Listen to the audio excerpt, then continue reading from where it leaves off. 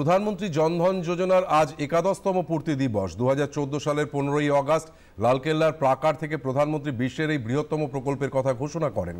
দেশের প্রতিটি পরিবারের আর্থিক অন্তর্ভুক্তিকে সুনিশ্চিত করতে ঠিক 11 বছর আগে এই দিনে প্রধানমন্ত্রী নরেন্দ্র মোদী শুরু করেছিলেন প্রধানমন্ত্রী জনধন যোজনা PMJDY। আজ PMJDY ব্যাংকিং ব্যবস্থা, ঋণদান, বীমা ও পেনশন ব্যবস্থাকে প্রত্যেকের নাগালে পৌঁছে দিয়েছে। 56 কোটিরও বেশি জনধন আমানত নাগরিকের আর্থিক মর্যাদা প্রদান করেছে।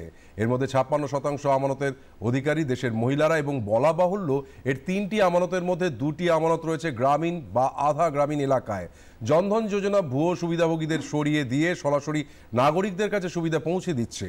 দরিদ্র শ্রেণী মুক্ত হয়েছে মধ্যস্বত্বভোগীদের হাত থেকে। এই যোজনা মহিলাদের দিয়েছে অর্থনৈতিক স্বাধীনতা এবং দেশের অসংখ্য গ্রামকে অর্থনীতির মূল স্রোতের সঙ্গে যুক্ত করেছে। PMJDY হলো বিশ্বাস, ক্ষমতায়ন ও আত্মসচেতনতার সাফল্যের কাহিনী।